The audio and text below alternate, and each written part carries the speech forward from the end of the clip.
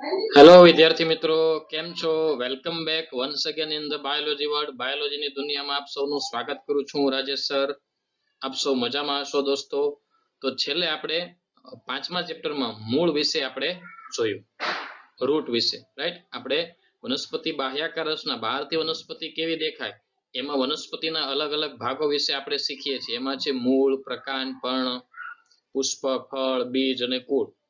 એમાં મૂળ વિશે આપણે જોયું. તો મિત્રો, મૂળના ખાસ એના વિશિષ્ટ રૂપાંતરો, એના કાર્યો, મૂળના વિવિધ પ્રદેશો, આ વસ્તુ ખાસ યાદ રાખજો, જરાક પણ ભૂલ્યા વગર. અને એક બાબત ખાસ અહીંયા કહેવાની, જે એક્ઝામ્પલ્સ આવે છે, એક્ઝામ્પલ્સ એનસીઆરટી બેઝ એક્ઝામ્પલ એનસીઆરટીમાં જે આપ્યા હોય એ ખાસ યાદ રાખવાના. એ સિવાયના કદાચ તમને વર્કશીટ કે અન્ય બીજા કોઈ પણ એમસીક્યુ સોલ્વ કરો, એમાં તમને મદદરૂપ થશે, રાઈટ. એટલે એક્સ્ટ્રા એમસીક્યુઝ જે આપ્યા હોય, જે એનસીઆરટી બહારનું હોય, એની માટે જે છે તમને એક્સ્ટ્રા એક્ઝામ્પલ્સ યાદ રાખવાના હોય છે. બાકી એનસીઆરટીના એક્ઝામ્પલ અચૂક યાદ રાખવા, એમાં જરાક પણ આળસ ન કરવી, અને રૂપાંતરો ખાસ તૈયાર કરવા. ખાસ કરીને વિશિષ્ટ રૂપાંતરો એમના ઉદાહરણ સહિત ખાસ પૂછાતા હોય. તો મિત્રો, આગળ વધીએ.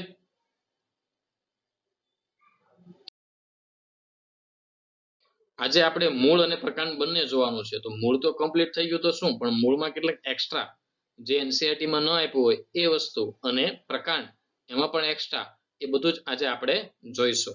તો આગળ વધીએ મિત્રો. તો આ જે છે એ મૂળ વિશે પહેલા આપણે સ્ટાર્ટ કરીએ.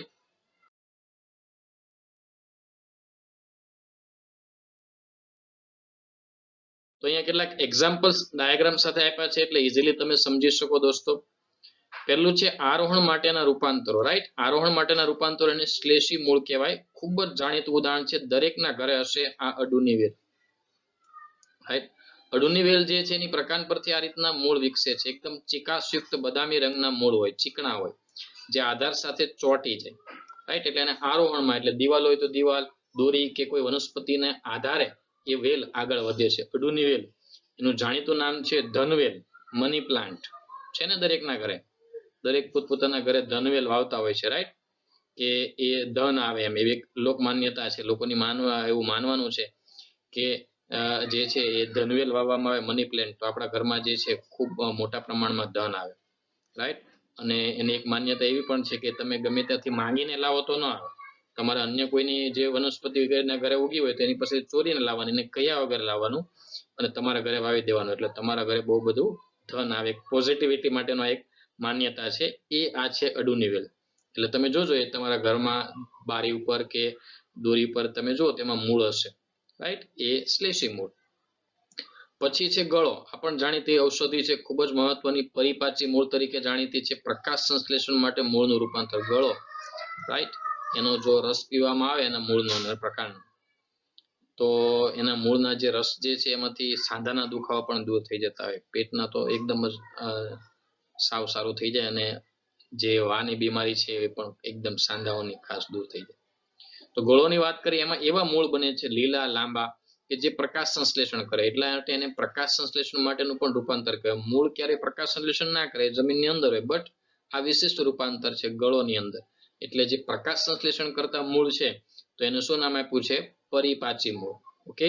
આ ઉદાહરણ પરથી, આકૃતિ પરથી એને સમજીને યાદ રાખવાના છે. આગળ વધીએ દોસ્તો. બીજા કેટલાક એક્સ્ટ્રા ઉદાહરણ મૂળ માટેના, એમાં ભેજગ્રાહી મૂળ કહેવાય, પરરોહી મૂળ કહેવાય, રાઈટ. ઓર્કિડ વનસ્પતિમાં જોવા મળે, રાઈટ. ઓર્કિડ જે અહીંયા નામ આપ્યું છે, ઓર્કિડના પરરોહી મૂળ. ઓર્કિડ જે છે જંગલોમાં ઉગે છે, હજારો જાતના ઓર્કિડ છે. જંગલોમાં ઉગતી વનસ્પતિ પરરોહી, પરોપજીવી નહીં, પરરોહી એટલે વૃક્ષની ડાળી પર જોવા મળે. ડાળી પર ઉગેલી બતાવેલી છે તમને આકૃતિ. એ ડાળી પર માત્ર સપોર્ટ મેળવે, એના મૂળ જે છે હવામાં લટકતા હોય. અને હવામાં લટકતા મૂળમાંથી, એ જે હવામાં લટકતા મૂળ છે એ જંગલની આજુબાજુની ભેજવાળી હવામાંથી ભેજ અને પાણી લઈ લે. જમીનના સંપર્કમાં જ મૂળ નથી. વનસ્પતિ એ ડાળી ઉપર છે. ઘાટ જંગલમાં વૃક્ષોની ડાળી ઉપર વનસ્પતિ ઓર્કિડ ઉગેલી છે, અને મૂળ હવામાં લટકે છે, હવામાંથી ભેજ અને શોષણ કરી લે. એટલે ભેજગ્રાહી મૂળ કહેવાય. પરરોહી એટલા માટે કે વનસ્પતિ પર માત્ર સપોર્ટ મેળવે છે, એમાંથી કોઈ પણ દ્રવ્ય લેતો નથી. એટલે ઇટ્સ નોટ પરોપજીવી. એ પરોપજીવી નથી, પરરોહી છે, રાઈટ. એની અંદર એવું તો શું હોય, તો કે એના મૂળમાં જે છે આ વેલામેન પેશી આવેલી હોય છે. અહીંયા આકૃતિમાં આપી છે, રાઈટ. વેલામેન પેશી અહીંયા. એ વેલામેન પેશી જે છે એના મૂળના બહારની સપાટી પર હોય, જે વાતાવરણમાંથી ભેજનું શોષણ કરવામાં ખૂબ જ કામ કરે. ત્યાર પછીનું ઉદાહરણ છે પરોપજીવી મૂળનું પરોપજીવન અથવા તો પરોપજીવી મૂળ અને પરોપજીવી વનસ્પતિ. બેસ્ટ પરોપજીવી વનસ્પતિ તમને ખબર જ છે, જાણીતી છે, કઈ? અમરવેલ. ખબર ને? સંપૂર્ણ પરોપજીવી વનસ્પતિ છે અમરવેલ અને અપૂર્ણ પરોપજીવી વનસ્પતિ છે વાંદો. સંપૂર્ણ એટલે ટોટલ, એના પર રહેવાનું, ખાવાનું, જીવવાનું બધું અન્ય વનસ્પતિ. એ જે છે વનસ્પતિની અંદર વીંટળાઈને આ રીતના ચૂસક મૂળ વિકસાવે, જે અંદર છેક સુધી પહોંચી જાય અને એમાંથી બધા દ્રવ્યો ચૂસી લે. અહીંયા વાંદો જે છે એ અપૂર્ણ પરોપજીવી, બીકોઝ એને થોડા ઘણા પર્ણો છે. જો અહીંયા પાંદડા આપ્યા છે, રાઈટ? વાંદો વનસ્પતિ છે વિસ્કમ. જ્યારે અમરવેલ તમે જો દોરી જેવી છે, એમાં તો નથી પ્રકાંડ હાવ પીળું દોરી જેવું હોય, નથી એમાં પર્ણો, રાઈટ? એટલે અન્ય વનસ્પતિ પર જ એને જીવવાનું. જ્યારે વાંદામાં એટલી ખાસિયત છે કે એમાં પર્ણ છે, એટલે પ્રકાશલેષણ કરી થોડો ઘણો ખોરાક જાતે બનાવે, બાકી એને દ્રવ્યો તો બધા બીજી વનસ્પતિમાંથી જ લેવાના, એટલે અર્ધ પરોપજીવીમાં આવે, રાઈટ? એટલે વાંદો વિસ્કમ જે છે અર્ધ પરોપજીવી છે, જ્યારે અમરવેલ જે છે સંપૂર્ણ પરોપજીવી છે. તો એ મૂળ દ્વારા એ દ્રવ્ય ચૂસે છે અને ચૂસક મૂળ કહેવાય અથવા તો પરોપજીવી મૂળ કહેવાય. એટલે કે વનસ્પતિ પણ પરોપજીવી હોય, રાઈટ? આ એના ઉદાહરણ સંપૂર્ણ પરોપજીવી અમરવેલ અને અપૂર્ણ પરોપજીવી છે વાંદો. આગળ વધીએ દોસ્તો. ત્યાર પછી જે છે સહજીવી મૂળ, એટલે સહજીવન જોવા મળે, પરોપજીવી નહીં બટ સહજીવી, સપોર્ટિવ.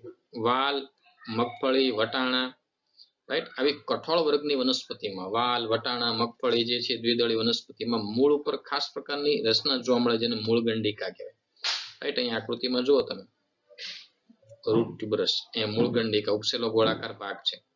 તો મૂળ ઉપર જે છે ઉપસેલી ગોળાકાર રચનાને મૂળગંડિકા કહેવાય. એ મૂળગંડિકાનો છેદ લઈએ એટલે આ રીતની રચના જોવા મળે.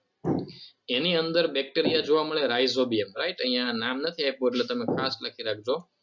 એ મૂળગંડિકામાં સહજીવી બેક્ટેરિયા, અગાઉ બીજા ચેપ્ટરમાં નામ આવી જ ગયું છે, આપણે એક્સ્ટ્રામાં એનું ઉદાહરણ લીધેલું, રાઈટ? તો એ સહજીવી બેક્ટેરિયા જે છે કયા છે? રાઇઝોબિયમ. એ રાઇઝોબિયમ વાતાવરણમાં નાઇટ્રોજનનું સ્થાપન કરી આપે, એટલે વનસ્પતિને નાઇટ્રોજન મળી ગયું, રાઈટ? અને બેક્ટેરિયાને રહેવા મળી ગયું, રાઈટ? વનસ્પતિના મૂળગંડિકામાં જે અંદર રહેલા બેક્ટેરિયા રાઇઝોબિયમ, જે વાતાવરણમાંથી વાયુરૂપ નાઇટ્રોજન જે છે એનું સ્થાપન કરે, એટલે વનસ્પતિને નાઇટ્રોજન મળ્યું, બદલામાં બેક્ટેરિયાને રહેવા મળી ગયું, બંનેને લાભ થયો, પરસ્પર લાભ, એટલે એને કેવું કહેવાય? સહજીવન. અને આવા મૂળ એને કહેવામાં આવે સહજીવી મૂળ. ઓકે દોસ્તો, તો આ મૂળના બધા રૂપાંતરો હતા. આગળ વધીએ. તો મિત્રો આ જે છે એક મેમરી ચાર્ટ છે, આખા મૂળને તમે ઇઝીલી યાદ રાખી શકો, આખા મૂળને ઇઝીલી યાદ રાખી શકો, રાઈટ? એટલે ખાસ દરેક વિદ્યાર્થી મિત્રોએ આ ચાર્ટ બનાવવાનો છે, જેથી આખું મૂળ તમને એકદમ ચાર્ટ વાઇઝ. આ ચેપ્ટરમાં આપણે ચાર્ટથી તૈયારી કરીશું. પહેલામાં આપણે તફાવત બનાવતા હતા આગળના ચેપ્ટરમાં. આ ચેપ્ટરમાં આપણે ચાર્ટ બનાવવાનો, મૂળનો, પ્રકારનો, પર્ણનો. જેટલા ચાર્ટ બનાવશો એટલું ઇઝીલી થઈ જશે, રાઈટ? તો મૂળ બે પ્રકારના, સ્થાનિક એટલે સોટી મૂળ અને અસ્થાનિક એટલે તંતુ મૂળ. સોટી મૂળના રૂપાંતર ખોરાક સંગ્રહ, શ્વસન, સહજીવન, રાઈટ? શંકુ આકાર, ત્રાકાકાર, ભ્રમરાકાર, એમાં પ્રકાશ સંશ્લેષણ, ખોરાક સંગ્રહ, પરોપજીવી, આધાર માટે અવલંબન, રાઈટ? સરળ શાકન મૂળ, ગુચ્છાદાર શાકન મૂળ, ભેજ શોષક મૂળ, બધા જ અહીંયા ઉદાહરણ લઈ લીધા છે, રાઈટ? એટલે તમારે અહીંયા શું કરવાનું છે?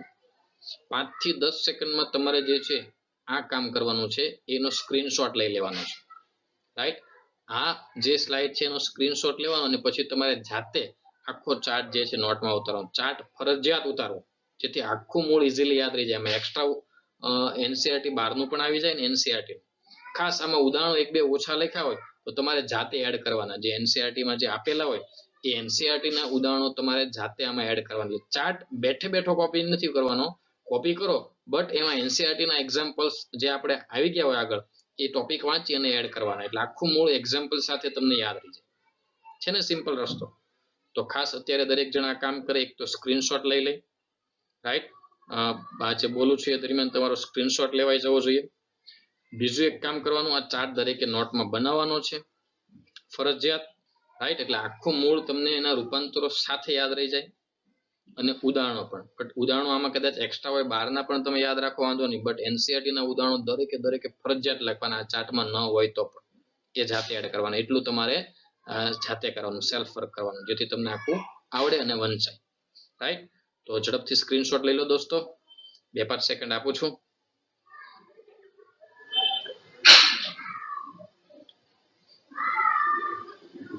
તો ક્લિયર? લઈ લીધો સ્ક્રીનશોટ બધાએ? તો ખાસ મારે તમને દરેકને આ કહેવાનું શું કે આ ફરજિયાત તૈયાર કરવાનું છે. પ્રકાંડમાં પણ આવા ચાર્ટ હશે, પર્ણમાં પણ હશે, હું કહેતો રહીશ. એટલે આ ચાર્ટ બનાવશો એટલે બધું જ કામ ઈઝી થઈ જશે. એક્ઝામ્પલ એનસીઆરટી ના જ વારંવાર કહું છું, માઇન્ડ ઇટ, મગજમાં ઘૂસડી રાખજો. ઓકે, તો હવે આ મૂળ અહીંયા કમ્પ્લીટ થયું. ઓકે, હવે આપણે આગળ વધીએ. તો આજે પાર્ટ હતો એક્સ્ટ્રા હતો, એનસીઆરટી માં નહીં હોય, બટ તમને વર્કશીટ સોલ્વ કરો કે બીજી કોઈ જગ્યાએ તમને એમસીક્યુ જોવા મળે તો તમને હેલ્પફુલ થાય. તો આગળ વધીએ મિત્રો. હવે પ્રકાંડમાં આગળ વધીએ. પ્રકાંડ સ્ટેમ. પ્રકાંડ એટલે શું, એના ભાગોની જે છે આપણને સામાન્ય જે છે વાતો આપણે અહીંયા કરીએ. તો મિત્રો પ્રકાંડ એટલે શું અને પ્રકાંડના ભાગો વિશે જોઈએ. કોને કહેવાય પ્રકાંડ, રાઈટ? તો પેલા પ્રકાંડ એટલે કે શું, જમીનની બહારનો ભાગ, રાઈટ? ભ્રૂણાગ્રમાંથી વિકસે, બીજના ભ્રૂણાગ્રમાંથી, ભ્રૂણાગ્ર એને પ્રાંકુર કહેવામાંથી વિકસે. ભ્રૂણાગ્ર કયો તો કે બીજમાં મેં તમને કીધેલું, યાદ રાખો. આ નીચેનો ભાગ જે છે ભ્રૂણમૂળ, જેમાંથી મૂળ વિકસે, જ્યારે આપણે મૂળની વાત કરી ત્યારે, રાઈટ? આ જે પર્ણવાળો ભાગ છે આગળનો, આ ભ્રૂણનો, એને ભ્રૂણાગ્ર કહેવાય. શું કહેવાશે મિત્રો? ભ્રૂણાગ્ર. આકૃતિ જોતા રહેજો. આ જે ભાગ જે છે, જે પર્ણ સતેજ ભાગ છે, હકીકતમાં એ પર્ણ નથી, પર્ણ જેવી રચના છે, ભ્રૂણાગ્રને રક્ષણ આપતી રચના, રાઈટ? તો એ જે ટોચનો ભાગ છે ને ભ્રૂણાગ્ર કે, આમાંથી જે છે પર્ણ વિકસે. અને નીચેનો ભાગ ભ્રૂણમૂળ, રાઈટ? તો ભ્રૂણમૂળનું બીજું નામ છે આદિમૂળ. તો અહીંયા ભ્રૂણાગ્રનું બીજું નામ છે આદિસ્કંદ. લખી રાખજો, એનસીઆરટી માં ક્યાંય આપ્યું નથી પણ પૂછાય છે. ભ્રૂણમૂળનું બીજું નામ આદિમૂળ, જેમાંથી મૂળતંત્ર વિકસે. અને ભ્રૂણાગ્રનું બીજું નામ છે આદિસ્કંદ. આદિસ્કંદ, જેમાંથી પ્રકાંડ, પ્રરોહતંત્ર વિકસે. તો ભ્રૂણાગ્રમાંથી વિકસતો ભાગ, જેના પર શાખાઓ હોય, પર્ણો હોય, પુષ્પ, ફળ, આ બધું ધારણ કરતો ઉધ્વગામી, ઉપરની તરફ વિકસતો ભાગ, જમીનની બહારની તરફ વિકસતો ભાગ, જેમાં ગાંઠ, આંતરગાંઠ, અગ્રકલિકા, કક્ષકલિકા, પર્ણો, પુષ્પો, આ બધું જે ધરાવતો ભાગ જે છે એને શું કહેવામાં આવે? પ્રકાંડ, રાઈટ? જમીનનો ઉધ્વગામી ભાગ એટલે કે બહારનો ભાગ, જેના પર પર્ણો હોય, પુષ્પો હોય, ગાંઠ હોય, આંતરગાંઠ, કલિકાઓ હોય, રાઈટ? એમાંથી શાખાઓ, એવું ધારણ કરતો ભાગ. અને બીજના કયા ભાગમાંથી વિકસે? ભ્રૂણાગ્ર એટલે કે આદિસ્કંદ, એમાંથી વિકસતો ભાગ. પ્રકાંડના જે ભાગમાંથી પર્ણ ઉદ્ભવે એને ગાંઠ કહેવાય, રાઈટ? આ બધા જ જે શબ્દો અત્યારે યાદ રાખજો, અને પછીની સ્લાઇડમાં હું તમને સમજાવું છું આકૃતિમાં. જ્યાંથી પર્ણ ઉદ્ભવે એને ગાંઠ કહેવાય. બે ગાંઠ વચ્ચેનું અંતર એટલે એને આંતરગાંઠ કહેવાય. પ્રકાંડનો આગળનો ભાગ, ટોચનો ભાગ, એને અગ્રકલિકા કહેવાય. અને કક્ષીય કલિકાઓ, બે કલિકાઓ હોય છે. જ્યારે પ્રકાંડ નાનો હોય ત્યારે લીલું હોય, પછી ધીરે ધીરે કાષ્ઠીય એટલે કે એકદમ લાકડા જેવું કઠણ થાય, અને ધીરે ધીરે કથ્થઈ રંગનું પણ થઈ જાય. સ્ટાર્ટિંગમાં એકદમ નાજુક અને નરમ પ્રકાંડ હોય, રાઈટ? આપણે જોતા વનસ્પતિ નાની હોય ત્યારે નાજુક અને નરમ પ્રકાંડ હોય લીલા રંગનું, પણ જેમ જેમ વનસ્પતિ મોટી થાય એમ એકદમ લાકડા જેવું કઠણ, કાષ્ઠીય અને કથ્થઈ રંગનું થાય, રાઈટ? તો એના હવે ભાગો અહીંયા જોઈએ આકૃતિમાં. જો આકૃતિમાં, તો જમીનની બહારનો ભાગ છે, રાઈટ? પ્રકાંડ એટલે આખું પ્રરોહતંત્ર એમાં આવી જાય. જો પુષ્પો આવે, ફળ આવે, રાઈટ? પર્ણો ધારણ કરે. હવે જો અહીંયા પ્રકાંડની ટોચ ઉપર જે કલિકા હોય, એટ ધ ટોચ, અહીંયા જે પુષ્પ છે, તો પ્રકાંડની ટોચ ઉપર જે કલિકા હોય એને અગ્રકલિકા કહેવાય. શું કહેવાય મિત્રો? અગ્રકલિકા. યાદ રાખજો, નોંધી રાખજો, પ્રકાંડનો જ આ ભાગ છે. ખાસ નોંધી રાખજો, પ્રકાંડના ભાગમાં અગ્રકલિકા ક્યાં આવેલી, કે આ શબ્દ વારંવાર આવશે, અને એનો યુઝ જો તમને ન આવડ્યો તો આને પ્રકાંડનો એકેય ભાગ તમને યાદ નહીં રહે, એકેય રૂપાંતર યાદ નહીં રહે. એટલે ઇટ ઇઝ કમ્પલસરી કે આ વસ્તુ શબ્દો એને સમજી લેના ભાગ. તો પ્રકાંડની ટોચ ઉપર, પ્રકાંડના અગ્રભાગે આવેલી કલિકા એટલે અગ્રકલિકા. ખાસ નોંધી રાખો, પ્રકાંડના ટોચે અગ્રભાગે આવેલી કલિકા એટલે અગ્રકલિકા. કક્ષકલિકા, જો અહીંયા નામ આપ્યું છે. પ્રકાંડ અને પર્ણનો જે ખૂણો પડે, આકૃતિમાં જોતા રહેજો. પ્રકાંડ અને પર્ણનો જે ખૂણો પડ્યો, એ ખૂણામાં આવેલી કલિકા. પ્રકાંડ અને પર્ણ વચ્ચે જે ખૂણો પડ્યો, એ ખૂણામાં આવેલી કલિકા. પ્રકાંડ અને પર્ણ વચ્ચે જે ખૂણો પડ્યો, એ ખૂણામાં આવેલી કલિકા, એને શું કહેવામાં આવે છે? કક્ષકલિકા, રાઈટ? પ્રકાંડ અને પર્ણનો જે ખૂણો પડે, ખૂણામાં આવેલી કલિકા, ખૂણો એટલે કક્ષ, કક્ષમાં આવેલી કલિકા કક્ષકલિકા કહેવાય. એનાથી શાખા વિકસે. ટોચમાં આવેલી અગ્રકલિકા, એનાથી પ્રકાંડની લંબાઈ વધે, એટલે વનસ્પતિ દિવસે દિવસે લાંબી થાય, પ્રકાંડ લાંબુ થાય, એનું કારણ છે અગ્રકલિકા. અને ખૂણામાં આવેલી કલિકા કક્ષકલિકા, જેનાથી બ્રાન્ચ વિકસે. હવે ગાંઠ અને આંતરગાંઠ.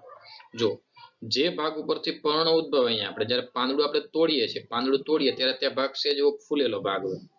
જ્યારે વનસ્પતિ પર ઉગેલું પર્ણ આપણે તોડવા જઈએ ને, તો ત્યાં જે સેજ પાયાના ભાગે જોઈન્ટ ભાગ હોય, ત્યાં સેજ ફૂલેલો ભાગ હોય, એની ગાંઠ હોય. એટલે જ્યાંથી પર્ણ ઉદ્ભવે ત્યાં ગાંઠ હોય. બે નજીક નજીકના પર્ણો વચ્ચેનું અંતર એટલે બે ગાંઠ વચ્ચેનું અંતર, બે નજીક નજીકના પર્ણો હોય એટલે બંને ગાંઠ ઉપરથી ઉત્પન્ન થયા કહેવાય. રાઈટ, બંને પર્ણો એ બે ગાંઠ વચ્ચેનું અંતર એટલે એને શું કહેવામાં આવે? આંતરગાંઠ. રાઈટ, આ યાદ રાખજો.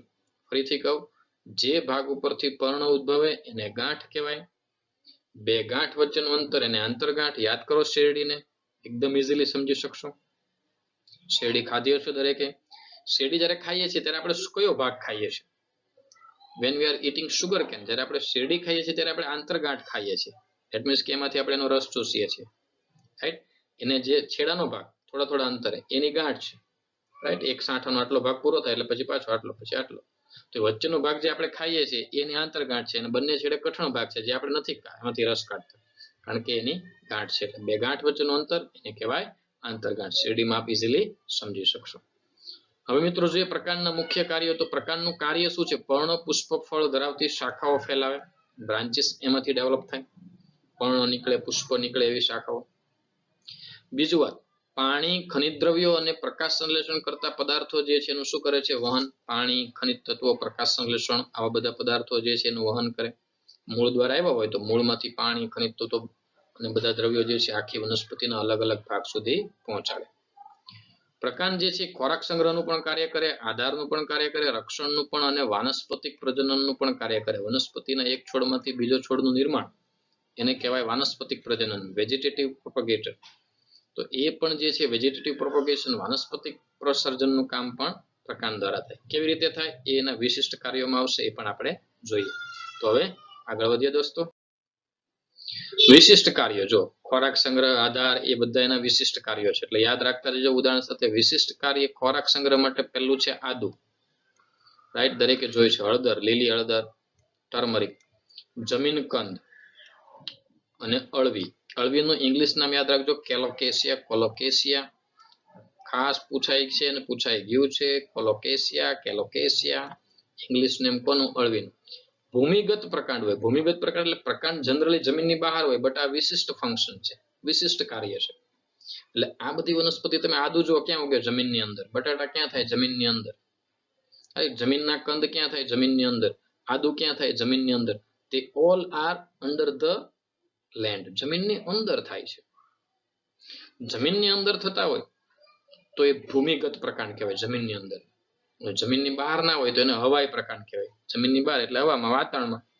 તો આ એવા પ્રકાંડ છે કે જમીનની અંદર હોય. તો જમીનની અંદર એ શું કામ કરે? ખોરાક સંગ્રહનું કાર્ય કરે. એટલે આપણે જ્યારે બટાટા ખાઈએ છીએ તો એ પ્રકાંડ ખાઈ રહ્યા છે, આદુ ખાઈ રહ્યા છે તો પ્રકાંડ ખાઈ રહ્યા છે. હળદર, ખાસ હવે શિયાળામાં આવશે લીલી હળદર, રાઈટ. તો એ જે છે એ શું છે?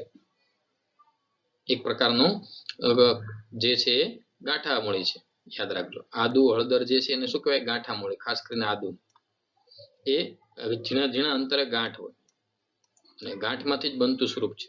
તમારો કહેવાનો મતલબ કે આ બધા જે છે જમીનની અંદર છે, ખોરાકનો સંગ્રહ કરી અનિયમિત આકારની ગાંઠ જેવું બને છે, જે ગાંઠો, આંતરગાંઠો અને સલ્કી પર્ણો ધરાવે છે અને અસ્થાનિક મૂળ ઉત્પન્ન થાય.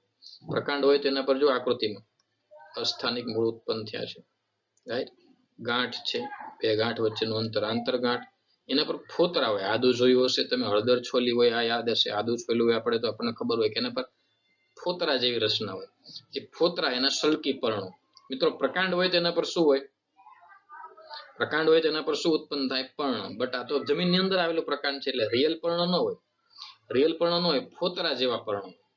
ફોતરા જેવા પર્ણો એટલે એને સલ્કી પર્ણ કહેવાય, જે આપણે છોલી કાઢીએ, રાઈટ. સમજા?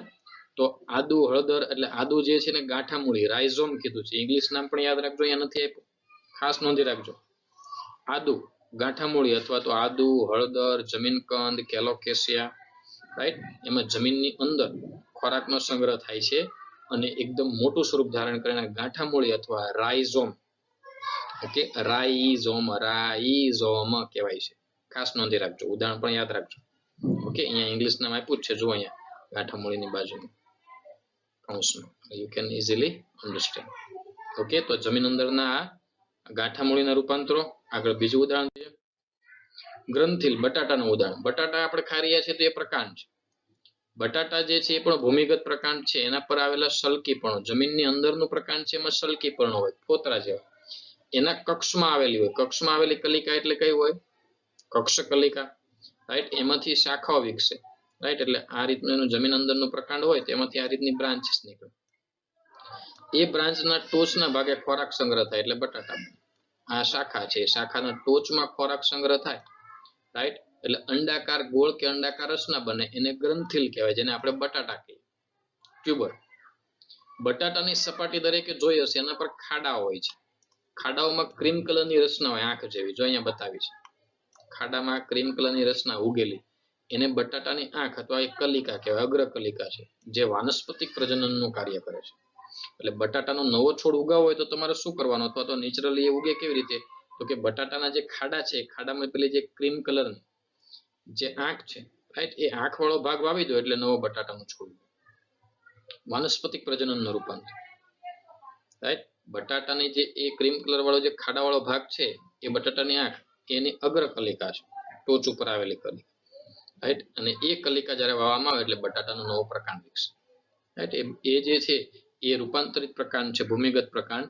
અને બટાટાને શું કહેવાય છે, ગ્રંથિલ. જેમ આદુ જે છે ને આપણે ગાંઠા મૂળી, રાઇઝોમ કીધું, એમ બટાટાની ખોરાક સંગ્રહી રચના એટલે એને કહેવાય ગ્રંથિલ, ટ્યુબર, રાઈટ. તો ફરીથી બટાટા જે છે જમીનની અંદરનું પ્રકાંડ છે, જમીનની અંદર ઉગતું પ્રકાંડ એટલે કે ભૂમિગત પ્રકાંડ છે દોસ્તો. ભૂમિગત પ્રકાંડ ઉપર કેવા પર્ણો હોય, સલ્કી પર્ણો હોય. એની કક્ષમાંથી જે શાખા નીકળે એ શાખાના ટોચે ખોરાકનો સંગ્રહ થાય ને ગોળ કે લંબગોળ રચના બને, એને આપણે કીધું ગ્રંથિ. એ બટાટાની સપાટી પર શું હોય, ખાડા.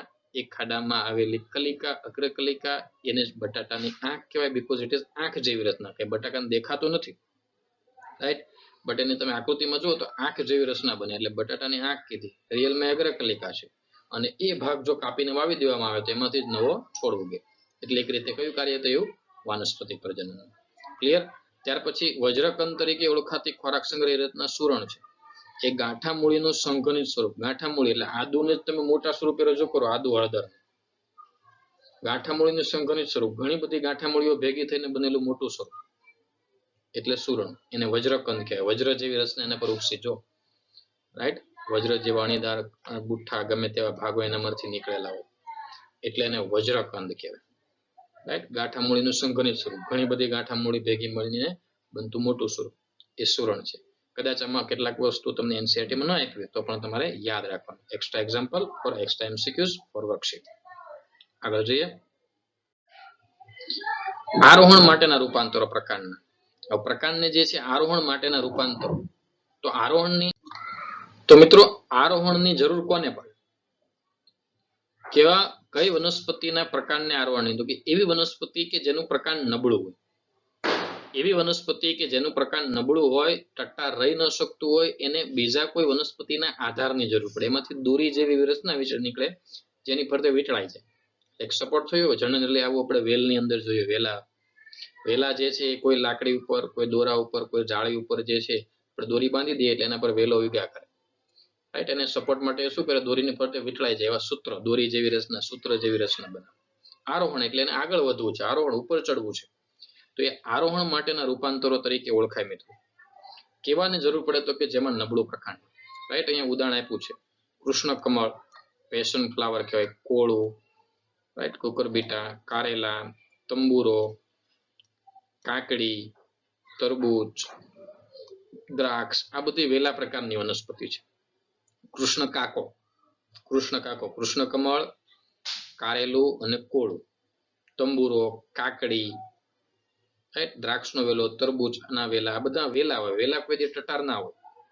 તેને આગળ વધવું હોય, ઉપર ચડવું હોય, આરોહણ કરવું હોય તેને એ આધારની આસપાસ વીંટળાય. એની કક્ષકલિકામાંથી, આ મુદ્દો ખાસ યાદ રાખજો, ક્યાંથી વિકસે, કક્ષકલિકામાંથી. આ રીતની જો કક્ષકલિકામાંથી આ રીતની સ્પ્રિંગ જેવી, દોરી જેવી હાથની રચના વિકસે છે. દોરી એટલે સૂત્ર, અને જ્યાં એને આધાર મળે એની આસપાસ વીંટળાઈ જાય, રાઈટ. તેને પ્રકાંડ સૂત્ર કહેવાય. કક્ષકલિકાનું આ સૂત્ર એટલે કે એ હકીકતમાં એક કક્ષકલિકાનું જ રૂપાંતરિત સ્વરૂપ છે. કોનું છે, કક્ષકલિકાનું. કક્ષકલિકા એ કોનો ભાગ થયો, પ્રકાંડનો. સમજ્યા? એટલે કક્ષકલિકાનું જ રૂપાંતરિત સ્વરૂપ, સૂત્ર જેવી રચના એ આધારની આસપાસ વીંટળાઈ જાય અને આરોહણ કરે છે. કુંતલાકાર દોરી જેવી થઈ જાય, કુંતલાકાર આ રીતે સ્પ્રિંગ જેવી, અને આધારની આસપાસ શું થાય, વીંટળાઈ જાય, જેથી વેલા એને ઊંચાઈએ લઈ જવામાં મદદ કરે. આવી વનસ્પતિને સૂત્રારોહી વનસ્પતિ કહેવાય. સૂત્રારોહી, સૂત્રની મદદથી આરોહણ કરે. ઓકે દોસ્તો, સૂત્રની મદદથી આરોહણ કરે એટલે એને શું કહેવાય? સૂત્રારોહી વનસ્પતિ. કૃષ્ણકમળ, કોળું, કારેલા, તરબૂચ, દ્રાક્ષનો વેલો છે, પછી તંબુરો છે, કાકડી છે, આ બધાના વેલા હોય અને એને ઉપર આરોહણ કરવું હોય તો સૂત્ર જેવી દોરી જેવી રચના વિકસાવે. બટ એ કોનું રૂપાંતર છે? કક્ષકલિકા. કક્ષકલિકા સૂત્ર જેવી રચના બનાવે અને પ્રકાંડનો ભાગ એટલે એને પ્રકાંડ સૂત્ર કહેવાય. રાઈટ. અને આવી વનસ્પતિને શું કહેવામાં આવે? સૂત્રારોહી વનસ્પતિ. તો ઉદાહરણ ખાસ યાદ રાખજો અને કયા ભાગનું રૂપાંતર છે એ ખાસ નોંધી રાખજો, એ વધારે યાદ રાખવાનું. આગળ વધીએ. રક્ષણ માટેના રૂપાંતરો. પ્રકાંડ જે છે એને વનસ્પતિને રક્ષણ પણ કરવું પડે. હવે એનું રક્ષણ કોણ કરવા જાય? કોઈ નહીં. તો એ જાતે રક્ષણ કરે. કેવી રીતે? તો કે કાંટા વિકસાવે, અણીદાર રચનાઓ વિકસાવે. કોની સામે રક્ષણની જરૂર પડે? તો કે આપણી જેવા કેટલાક હોય જે વનસ્પતિને ચાળા કરતા હોય, તોડતા હોય, તો તોડતા પહેલા વિચાર કરે આમાં કાંટા વાગશે, તો એ વનસ્પતિને ના અડે. ચરતા પ્રાણીઓ છે, પ્રાણીઓની ખાસિયત એવું હોય જ્યાં જ્યાં લીલી વનસ્પતિ દેખાય ત્યાં મોઢું મારતા જાય, થોડું થોડું ખાતા જાય. રાઈટ. તો એમાં કાંટા હોય તો એ પણ એનાથી જે છે દૂર ભાગે, ભાઈ આમાં તો વાગશે, કાંટા છે. તો એ રીતે વનસ્પતિને શું મળે છે? રક્ષણ. તો અગ્રકલિકા અથવા કક્ષકલિકા એનો ભાગ જે છે કાંટામાં ફેરવાઈ જાય, એ પણ કલિકાઓનું જ રૂપાંતર છે. તો જોઈએ આપણે. તો એ પ્રકાંડનો કાંટાનો ભાગ છે એટલા માટે એને પ્રકાંડ કંટક કીધું છે. Stem thorns.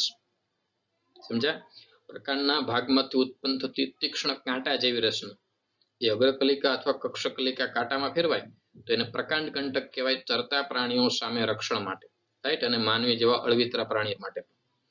તો અહીંયા પ્રકાંડની કક્ષકલિકાઓ ક્યારેક કાષ્ઠીય, સીધી અને અણીદાર થઈ જાય. જો કાષ્ઠીય એટલે એકદમ કડક, કાંટા એકદમ કડક હોય તો જ વાગે, એટલે કડક થઈ જાય, સીધી થઈ જાય અને અણીદાર રચનામાં વિકસાવે, એને પ્રકાંડ કંટક કહે છે. તેઓ ચરતા પ્રાણી સામે રક્ષણ મળે એટલે એ ખાય નહીં. દાખલા તરીકે લીંબુ છે, બોગનવેલમાં જો અહીંયા કાંટો બન્યો કક્ષકલિકા, અહીંયા જે એક્ઝામ્પલ આપ્યું બોગનવેલનું. પછી લીંબુની અંદર સાઇટ્રસ, બોગનવેલ એનું ઉદાહરણ છે. આ બે એનસીઆરટી ના એક્ઝામ્પલ છે કે કક્ષકલિકા જે છે તીક્ષ્ણ, અણીદાર, કાષ્ઠીય, મજબૂત રચના વિકસે. કાંટા પ્રકાંડના ભાગમાંથી વિકસાય એટલે પ્રકાંડ કંટક, જેથી ચરતા પ્રાણી સામે રક્ષણ મળે. બીજા એક્સ્ટ્રા ઉદાહરણ અહીંયા આપ્યા છે. કરમદી આપી છે તો કરમદીમાં ટોચનો ભાગ એટલે અગ્રકલિકા કાંટામાં ફેરવાય, નોંધી રાખજો. ન આપ્યો હોય તો ખાસ. કરમદીમાં કોણ? અગ્રકલિકા કાંટામાં ફેરવાની. રાઈટ. પછી મહેંદી, મહેંદી અને દાડમ. અહીંયા બીજું પણ એક ઉદાહરણ લઈ શકો, દાડમ. એમાં કક્ષકલિકા કાંટામાં ફેરવાય. રાઈટ. અહીંયા કક્ષકલિકામાંથી કાંટા નીકળે છે, મહેંદી અને દાડમનો. અને ગુલાબ જે છે, ગુલાબમાં ખાસિયત એ છે, ગુલાબ દરેકને કદાચ ખ્યાલ હશે, ગુલાબના છોડમાં પણ કાંટા જોવા મળે, બટ એ છાલ છોડ છે. ધેટ મીન્સ કે છાલ અણીદાર બની છે, કોઈ ભાગ નથી. જો પ્રકારનો ભાગ નથી, છાલનો ભાગ આ રીતે અણીદાર રીતે બની જાય.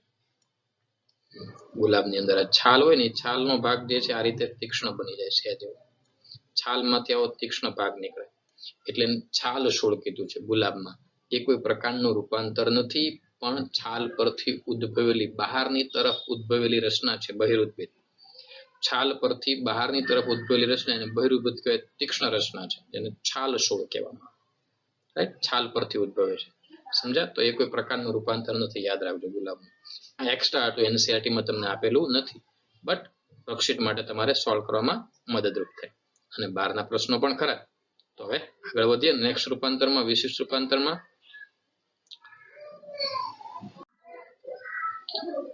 નેક્સ્ટ રૂપાંતર છે મિત્રો પ્રકાંડનું પ્રકાશ સંશ્લેષણનું કાર્ય. ઓકે મિત્રો, પ્રકાંડનું પ્રકાશ સંશ્લેષણનું કાર્ય નવાઈ લાગે. પ્રકાશ સંશ્લેષણનું કાર્ય કોણ કરે? પર્ણ. પણ અહીંયા પ્રકાંડ કરશે. કેમ? તો કે પર્ણો બધા કાંટામાં ફેરવાઈ ગયા, પર્ણ છે જ નહીં. દાખલા તરીકે એવું કોને જરૂર પડે? જેમ કે ફાફડા થોડ. એવી રણ પ્રદેશમાં, શુષ્ક પ્રદેશમાં ઉગતી વનસ્પતિ હોય તો એને ઓલરેડી પાણી મળતું ન હોય. રાઈટ. એટલે બાષ્પસર્જનથી પાણી ગુમાવવું પોસાય નહીં અને બીજા પ્રાણી ચરે નહીં, એટલા માટે બધા જ પર્ણો કાંટામાં ફેરવી નાખે. પ્રકાંડ જે છે પર્ણ જેવું ચપટું લીલું થઈ જાય. રાઈટ. પ્રકાંડ જે છે પર્ણ જેવું ચપટું લીલું થઈ જાય. સમજ્યા? અને એ પ્રકાશ સંશ્લેષણ કરે. એટલે કોને પ્રકાશ સંશ્લેષણ કર્યું? પ્રકાંડ દ્વારા. એને પર્ણ કાર્ય સ્તંભ એટલે પર્ણ સદસ્ય પ્રકાંડ કહેવાય. નોંધી રાખજો, હું જે બોલું છું તમને નહીં મળે. પર્ણ સદસ્ય પ્રકાંડ, પર્ણ જેવું કાર્ય કરતું પ્રકાંડ. પર્ણ કાર્ય સ્તંભ એનો જ સમાનાર્થી શબ્દ પર્ણ સદસ્ય પ્રકાંડ. સદસ્ય પ્રકાંડ, પર્ણ જેવું કાર્ય કરતું પ્રકાંડ.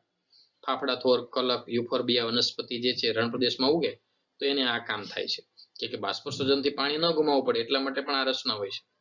તો શુષ્ક પ્રદેશની કેટલીક વનસ્પતિઓમાં પ્રકાંડ પર તીક્ષ્ણ ફાફડા થોર ઓપ્યુન્સિયા કહેવાય અને માંસલ નળાકાર જેમ કે યુફોર્બિયા માંસલ અને નળાકાર થાય, રાઈટ, અને ફાફડા થોરમાં આ રીતે ચપટું થઈ જાય. તીક્ષ્ણ એટલે ચપટું અહીંયા લેવાનું છે. એવી રચનામાં રૂપાંતરિત થાય તેઓ હરિત દ્રવ્ય ધરાવે. પ્રકાંડની અંદર હરિત દ્રવ્ય એટલે ક્લોરોફિલ હોય અને એ પ્રકાશ સંશ્લેષણ પણ કરે માટે સક્ષમ હોય એટલે એને પર્ણ જેવું કાર્ય કર્યું એટલે એને પર્ણ કાર્ય સ્તંભ કહેવાય. બરાબર. ઉદાહરણ તરીકે ફાફડા થોર ઓપ્યુન્સિયા અને યુફોર્બિયા અને કલક. કલક અહીંયા નામ આપ્યું છે, પ્રકાંડનું રૂપાંતર છે. ફાફડા થોર પણ પ્રકાંડનું.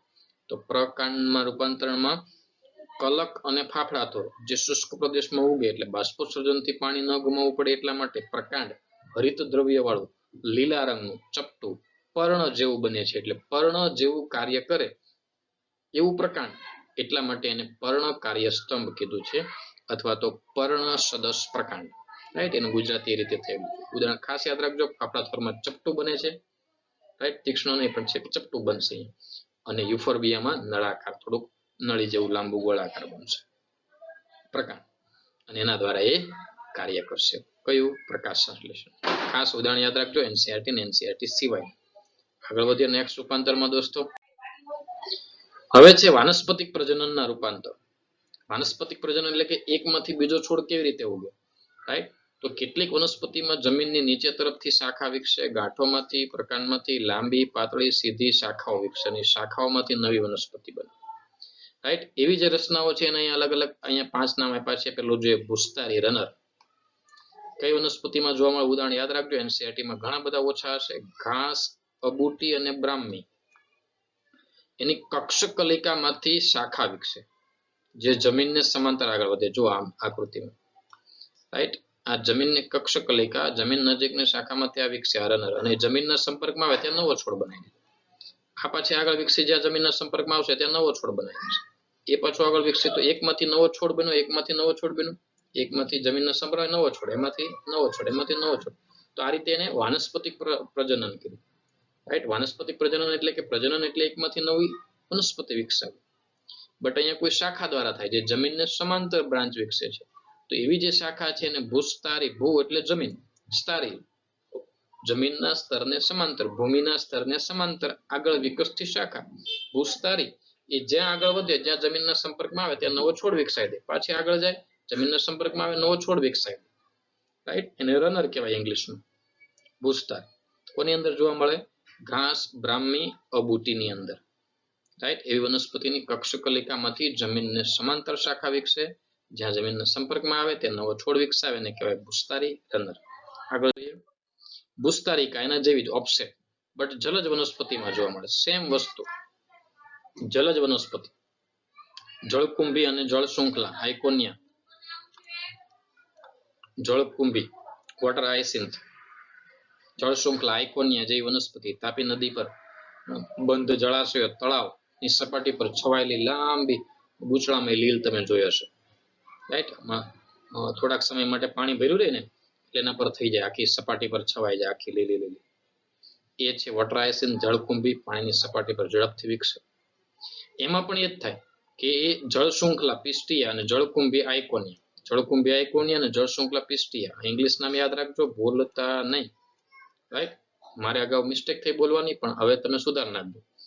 જળ શૃંખલા પિસ્ટિયા અને જળકુંભી આઇકોનિયા જે જલજ વનસ્પતિઓ ટૂંકી આંતરગાંઠ સહિતની શાખાઓ વિકસે છે. ગુલાબવત પર્ણો ધરાવતી દરેક ગાંઠ ઉપર મૂળના ગુચ્છા જોવા મળે. ગુલાબવત પર્ણો એટલે ગુલાબની પાંખડીની માફક એકની ઉપર એક ગોઠવાયેલા પર્ણો હોય છે.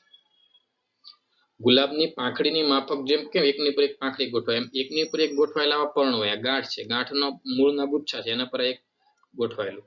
પછી આ જાડી શાખા વિકસે, એના છેડે ગાંઠ હોય, રાઈટ. અહીંયા ગાંઠ હશે, એ ગાંઠ ઉપરથી આ રીતના મૂળ ઉત્પન્ન થાય એના પર આ રીતે ગુલાબવત પર્ણો ગોઠવાય જાય. પછી આગળ જઈને ત્યાં બીજી વિકસાવે, ત્રીજી વિકસાવે, આ રીતે પાણીની સપાટી પર આખી છવાઈ જાય. એ જે રચના છે ને ભૂસ્તારિકા ઓફસેટ કીધું છે. ટૂંકી આંતરગાંઠ ધરાવતી જાડી એવી શાખા છે જેને શું કહેવાય? ભૂસ્તારિકા ઓફસેટ. જલજ વનસ્પતિમાં આવે. ક્લિયર? આગળ જે મિત્રો ત્યાર પછી અધો ભૂસ્તારી. અધો એટલે જમીનની અંદર, ફુદીનાની અંદર તળ પ્રદેશમાંથી વિકસતી શાખા ત્રાસી કમાન આકારે વિકસે છે, રાઈટ, જમીનની અંદરથી સહેજ વિકસે છે. આ રીતે જમીનની અંદરથી એ શાખા વિકસીને છોડ બહાર આવે છે.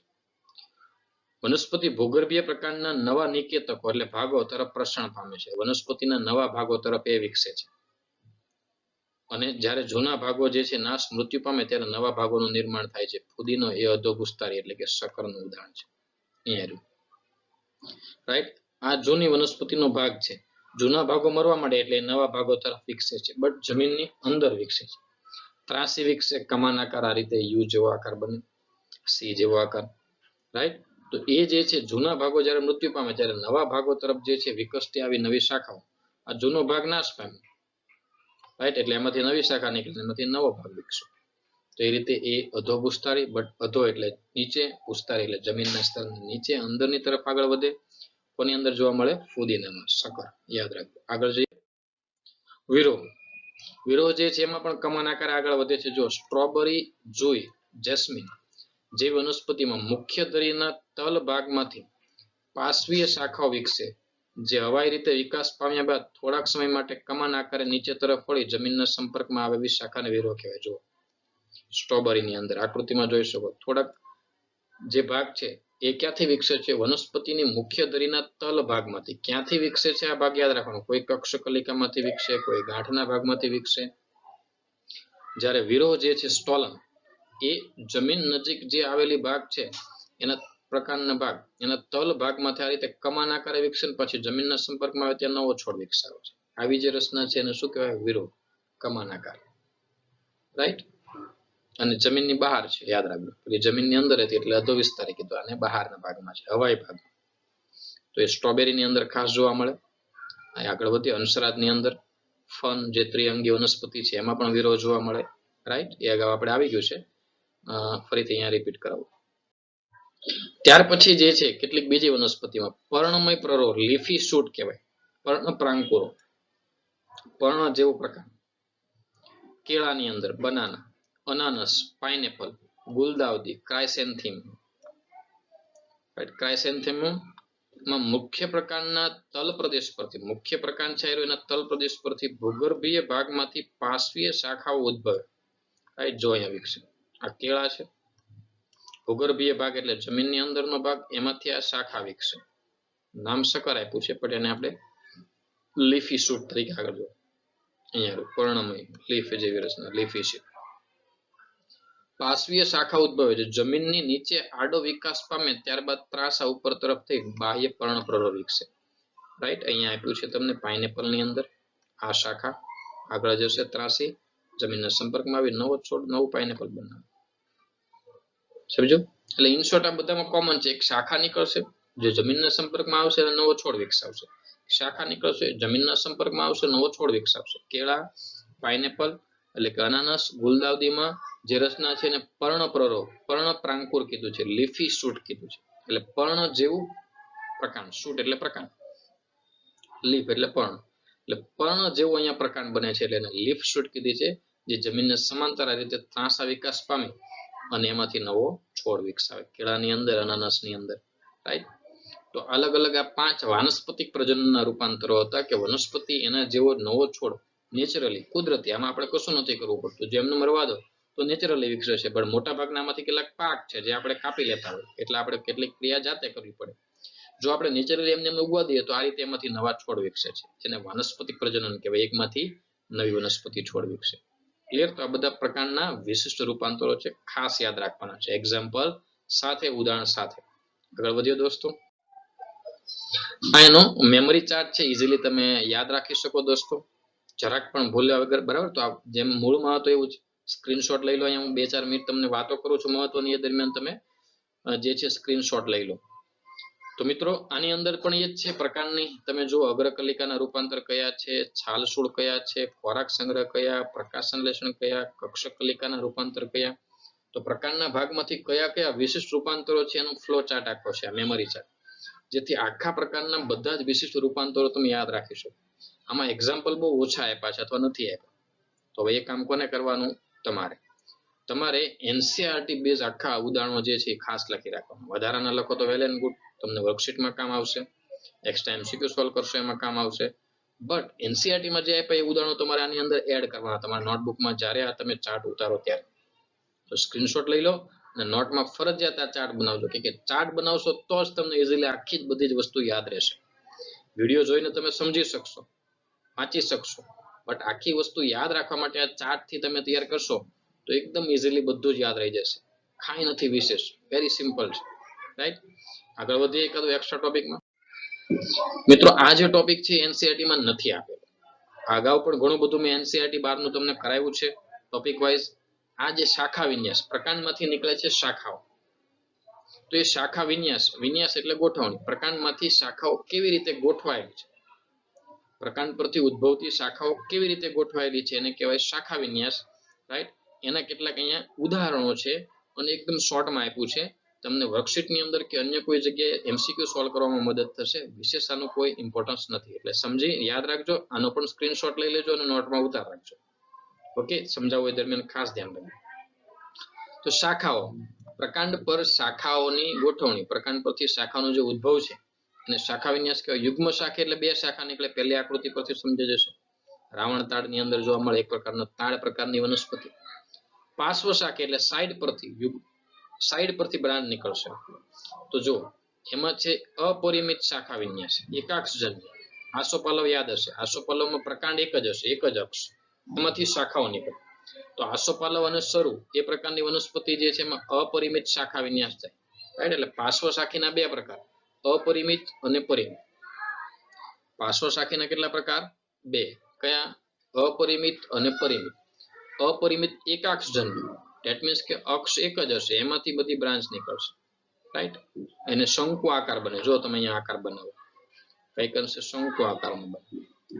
સોરી, શંકુ આકાર બને. શંકુ આકારની આખી રચના એને અપરિમિત. પરિમિત જે છે એમાં તમે જુઓ તો અલગ અલગ શાખાઓ નીકળે. જો એક જ શાખા નીકળે તો એક શાખી, બે શાખા નીકળે તો દ્વિશાખી, વધારે નીકળે તો બહુશાખી. એક શાખીનું ઉદાહરણ છે એક તો વિકાસી અશોક. આર્યો એક જ બાજુ બ્રાન્ચ નીકળ્યા કરે. જો ડાબી અથવા જમણી બાજુ એક શાખી, એક તો વિકાસી. ઉભય તો વિકાસી એટલે બંને બાજુ એક જ બ્રાન્ચ નીકળે. એક આ બાજુ નીકળે તો એક આ બાજુ, એક આ બાજુ શાખા નીકળે તો એક આ બાજુ. રાઈટ, તો ઉભય તો વિકાસી એનું ઉદાહરણ છે હાડ શાખા. પછી અગ્રકલિકામાંથી અહીંયા બે જ શાખા નીકળે. જો અહીંયા જો દ્વિશાખી, એકમાંથી બે શાખા. એ આગળ જાય એમાંથી પણ બે શાખા, એ આગળ જાય એમાંથી બસ બે શાખાઓ જ નીકળે, દ્વિશાખી. અને બહુશાખી, કરેણ, લાલ કરેણ કદાચ જોઈ હોય, ગુલાબી પીળી એવી કરેણ આસપાસ જોઈ હોય, તો એમાંથી જે છે વિકસે છે બહુશાખી. એકમાંથી ઘણી બધી આ રીતે બ્રાન્ચ નીકળે. રાઈટ, અહીંયા જો તો લાલ કરેણ અને ક્રોટોન એનું ઉદાહરણ છે. તો આ શાખા વિન્યાસ છે, એક્સ્ટ્રા ટોપિક છે. રાઈટ, એનસીઆરટી માં નથી આપ્યો વધારાનો, એમ જ વર્કશીટ અને બીજા પ્રશ્નો સોલ્વ કરવામાં ક્યાંક તમને જોવા મળે એની માટે છે. એટલે સ્ક્રીનશોટ કરી અને ખાસ નોટબુકમાં ઉતારજો. એટલે એનસીઆરટી પહેલા કરવી, પછી ના આ બધી વસ્તુ કરવી. તો આગળ વધીએ દોસ્તો. and that's all for today. તો પ્રકાંડ એટલે શું, એના ભાગો ખાસ અને એના બધા જ વિશિષ્ટ રૂપાંતરો ખાસ યાદ રાખવું. જ્યાં સ્ક્રીનશોટ કીધું ત્યાં સ્ક્રીનશોટ રાખવું. મિત્રો આના પ્રકારો જે યાદ રાખવાનું એક સિમ્પલ વસ્તુ છે, ચાર્ટ દ્વારા બધા રૂપાંતરો અને એક્ઝામ્પલ. રૂપાંતરો અને એક્ઝામ્પલો યાદ રાખવાનું એકદમ સિમ્પલ છે. રાઈટ, બટ ચાર્ટ થી કામ કરશો, એટલું જો વર્ક કરશો સેલ્ફ વર્ક, તો તમને ડેફિનેટલી કોઈ પણ પ્રકારના તકલીફ વગર એકદમ ઇઝીલી આવડી જશે. બટ જો આળસ કરશો તો તકલીફ પડશે. ઓકે, તો વિડીયો ખાસ જોઈ લેજો અને નવા વિડીયો લેક્ચર સાથે આપણે ફરી મળીએ. ત્યાં સુધી આવજો, bye bye, take care. A stem is a plant organ that develops from the plumule of A stem is a plant organ that develops from the plumule of a germinating seed. It is the main axis or stalk of a plant. It is usually green in color when young and slowly turns brown. The stem bears branches, leaves, buds, flowers and fruits. The buds growing on the stem can be either axillary or terminal. A stem usually has many nodes and internodes.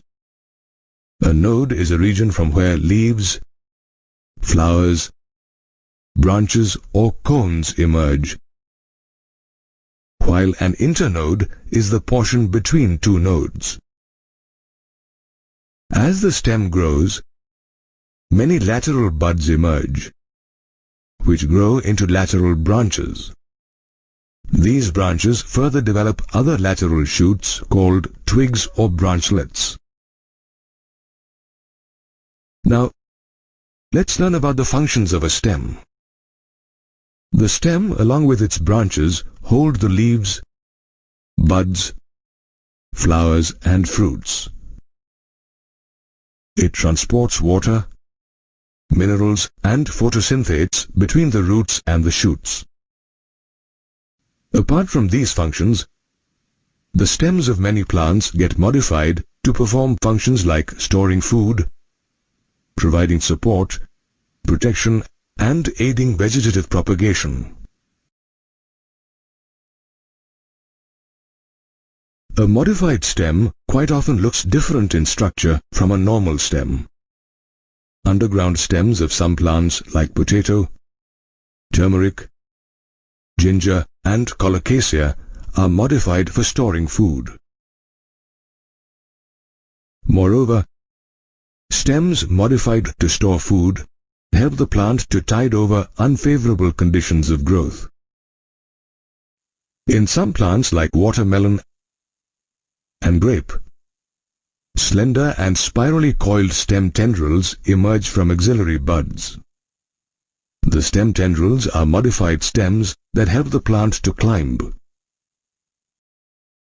Sometimes, the axillary buds on the stem get modified into straight, woody and pointed thorns, which protect the plant from pasturing animals.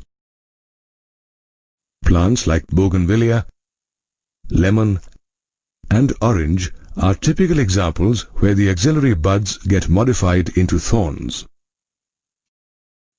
In plants like jasmine and mint, slender lateral branches arise from the base of the main stem.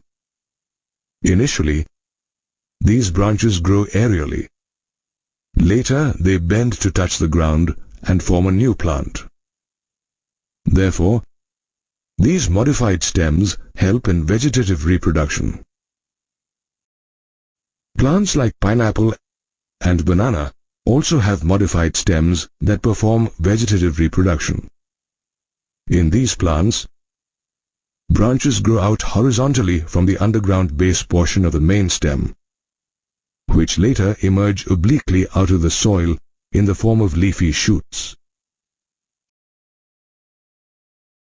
In arid regions, it is common to see plants with flattened or fleshy cylindrical stems. These are modified stems that contain chlorophyll and perform photosynthesis.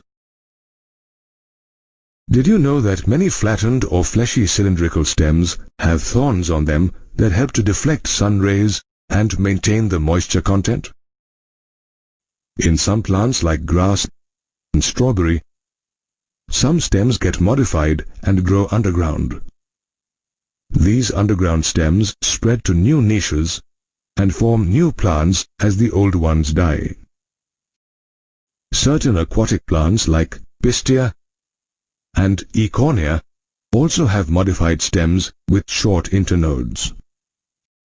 The nodes of these plants have clusters of leaves and small bunches of hair-like roots, which help the plant to stay afloat. The stem, therefore, is one of the main structural axes of a plant, apart from the root. In most plants, the stem grows above the soil